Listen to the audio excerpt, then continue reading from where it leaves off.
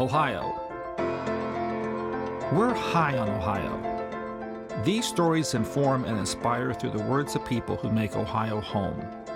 Good news and good ideas, identifying and acknowledging the excellence that is all around us.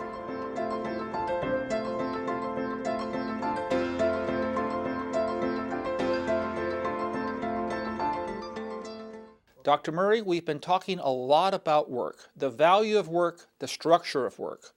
One of the things I was reading from your book, when you cut the wrapping to allow a butterfly to emerge easily from the cocoon, the wings never develop. You talk about the lack of dignity now in everyday work that has robbed the self-esteem of many people. Do you realize that your arguments in a different form resemble those of an organizer for the union organizations? One of the things I focus on in the book, and also in my own thinking outside the book, is the degree to which the very privileged generation that is making up the new upper class has come to adulthood without ever having been stressed. The analogy that comes to my mind is that they are like beautiful crystal goblets, but you subject that crystal goblet to any kind of impact and it's going to shatter into 1,000 pieces, as opposed to being a super ball, which if you bang it on the floor is going to bounce real high. You have, in today's socialization of these kids, very few stressors, very few ways in which they are challenged and pushed and criticized and have to suffer the indignity of coming back and saying, I've tried to do it better this time, sir. And in the absence of that, I think you have a new upper class which is not going to serve us well. It reminds me of the fact that all young children in soccer programs are given a trophy for participation. Everyone is considered to be a winner. Is this what you were talking about? There is a phenomenon of everybody gets a trophy that afflicts everything from elementary school sports events to the way that grading is done in college courses, where you simply don't say, this person's number one, you're number two, you're number three, and you fail. That is a common phenomenon. Does the income inequality that has been such an issue, is this a symptom or a cause of lack of dignity in work?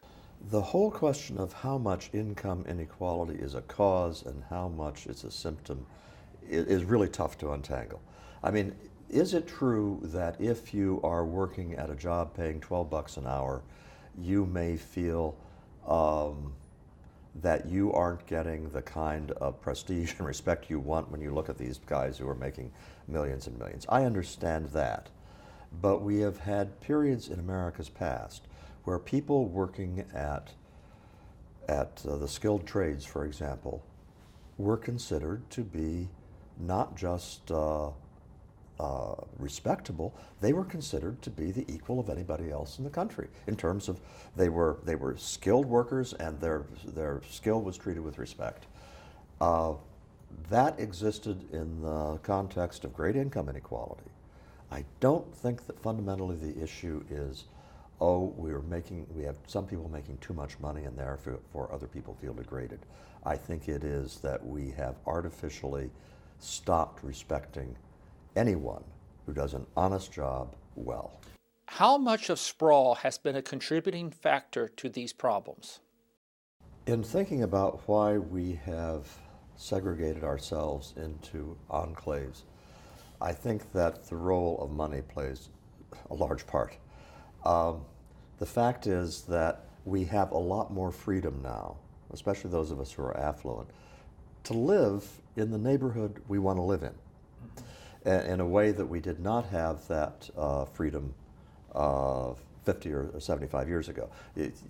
You were in a town where you didn't have a whole variety of choices of neighborhoods to begin with, and there was the one you could afford, and that's the one you went to. So you have a combination of income, and then the other aspect is simply the multiplication of neighborhoods, whereby surrounding Columbus, Ohio right now, I am sure you have simply a larger number of distinct subdivisions, neighborhoods, parts of town than you had 50, 60 years ago. You have a bigger choice. And then the third element is unfortunately, the political polarization, where increasingly we tend to think of people who don't agree with us politically as being people we don't want to be around.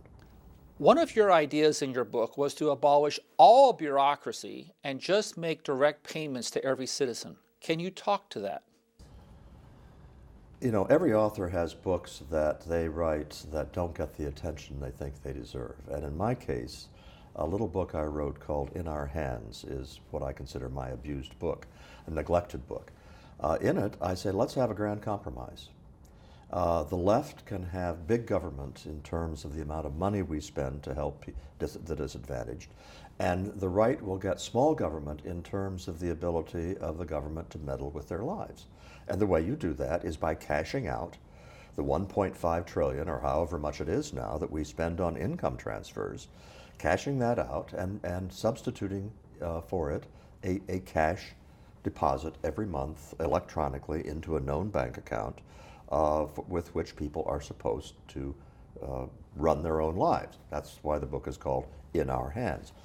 Any plan like that obviously has a variety of objections that can be raised. I think I work through all the arguments and make a pretty good case saying the objections can be answered. But sooner or later, I don't know, is it going to be when we're spending $100,000 per poor person, $200,000 per poor person? At some point, everybody across the political spectrum has got to say, this is ridiculous, and convert to a simpler system.